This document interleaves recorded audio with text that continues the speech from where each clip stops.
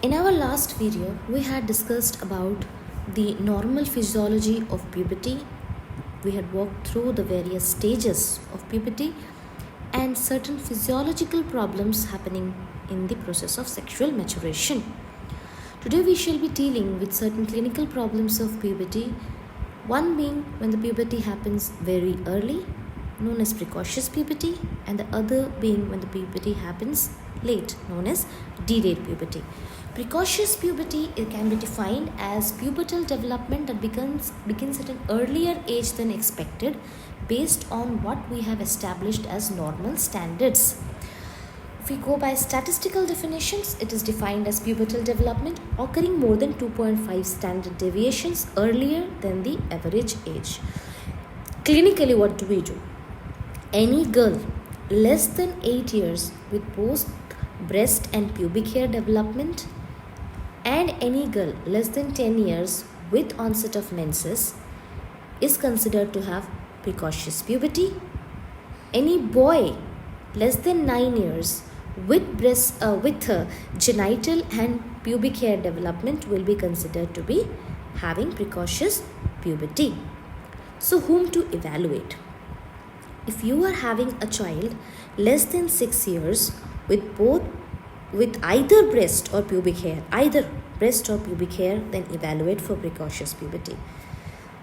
Any child less than 8 years, this is not more than 8, this is less than 8. Any girl less than 8 years with both breast and pubic hair should be evaluated as precocious puberty. Between the age of 6 to 8, if you are having both breast and pubic hair development, then these children have to be followed up every 3 to 6 months, because you cannot, this is not falling in less than 6 or less than 8 category. They are between 6 to 8 years with either breast or with either hair, with both breast and hair. In this case, we should be alert that these children can develop precocious puberty later on. So we should evaluate them every 3 to 6 months, and we should follow them for their linear growth. Now, why I am saying that they should be followed for linear growth? What will happen in precocious puberty?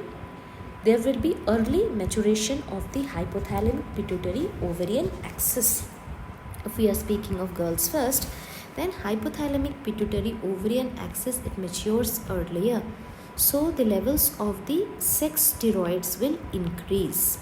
If this is early mature, then there will be early formation of GnRH, early formation of FSH and LH from the pituitary, and early formation of estradiol from the ovaries.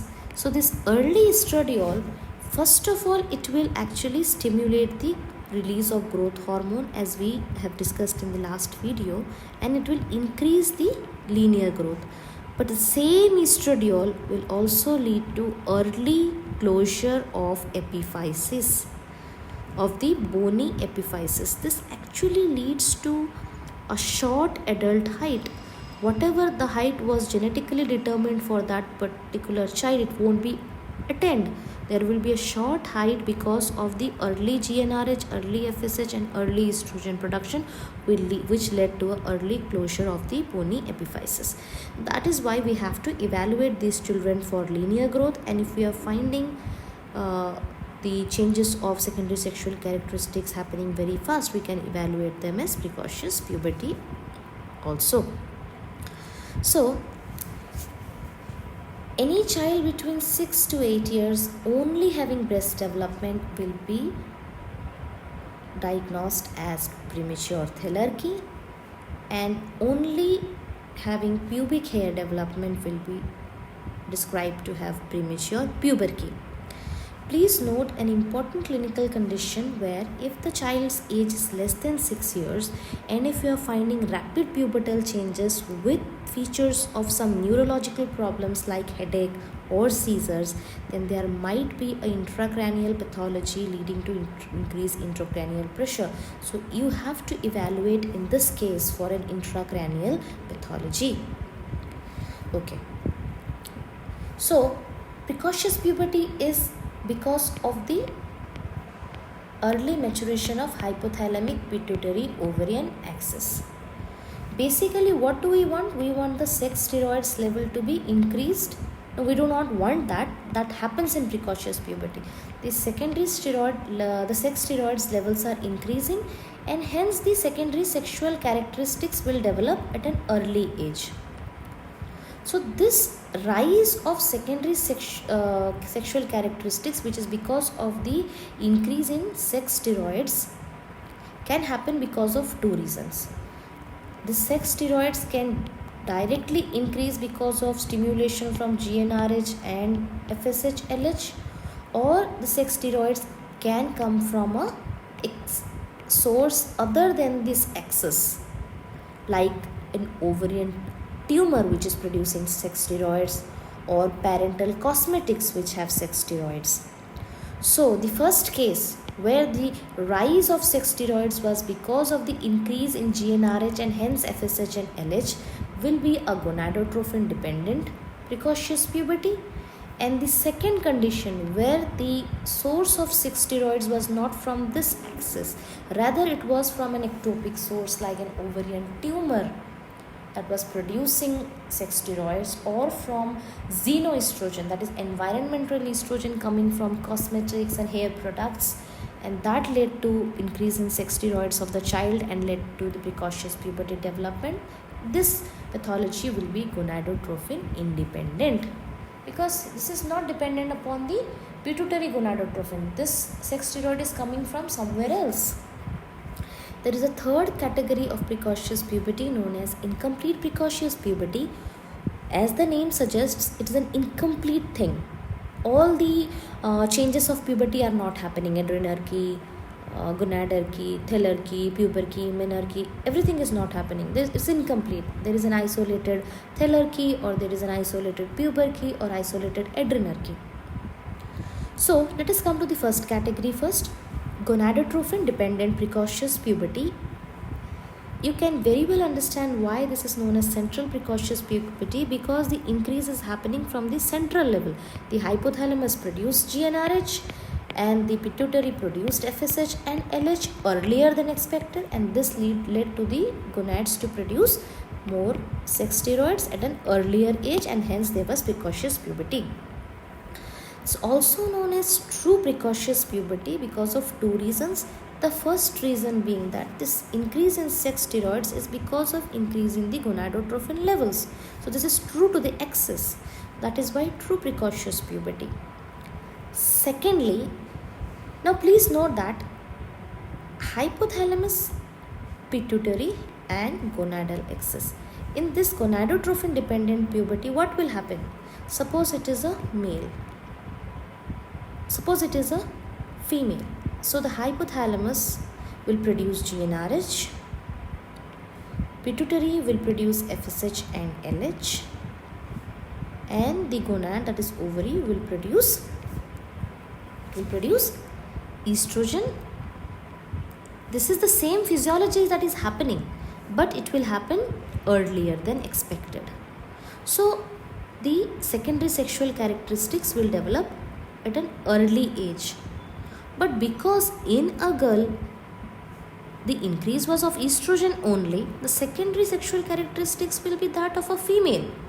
If the genetic sex is XX, all the secondary sexual characteristics will also be of XX, that is female. Hence the development is isosexual.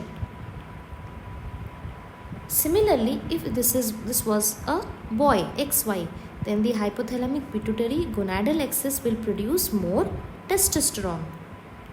Now this testosterone will produce dihydrotestosterone, and because of testosterone, Wolffian duct will be produced, and dihydrotestosterone will act on the external genitalia and make it a male type. This is the same physiology, but it will happen early. Even if it is early, the male child will be having sexual characteristics of a male. So this is also an isosexual development. Hence, in gonadotrophin dependent precocious puberty, the secondary sexual characteristics will be developing earlier, but they will be consistent with the sex of the child. They will be isosexual. Hence, this is also known as a true precocious puberty. In 90% cases, it is idiopathic. It is actually a diagnosis made by exclusion. But in 10% cases, there might be some CNS problems like tumors, irradiation, hydrocephalus, cysts, trauma, inflammatory diseases, or midline defects like septo-optic dysplasia. Hence, whenever we are suspecting a child to have a gonadotrophin-dependent precocious puberty, MRI is a must, even if there are no neurological signs and symptoms, because we do not want to miss out the tumors. So what are the various tumors associated with gonadotrophin-dependent precocious puberty? Hematomas, astrocytoma, ependymoma, pineal tumors, and hypothalamic gliomas. Now let us discuss hematomas in a little bit detail. These are the most common tumors associated with central precocious puberty. Hematoma is nothing but a ectopic GnRH producing mass. It is a mass which has a lot of GnRH neurons. It is attached to the floor of the third ventricle, and because it is an ectopic mass, it is not under any inhibitory control, so it will produce a lot of GnRH. Now this GnRH will produce increased amount of FSH and increased amount of LH, and it will lead to precocious puberty. These children do have a very characteristic seizures known as gelastic seizures, which are not associated with fits, rather associated with laughing and giggling. Not very funny when it happens to a patient. Okay, so this can be an important high yield fact: hematoma, gelastic seizures, and central precocious puberty.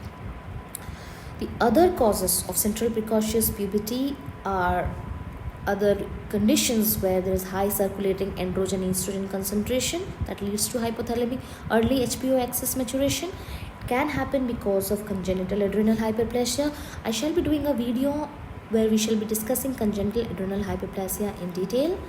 There can be virilizing tumors, and there can be McCune-Albright syndrome. Now this thing, McCune-Albright syndrome, is responsible for both central as well as peripheral precocious puberty or gonadotrophin independent precocious puberty. We'll deal with that in detail.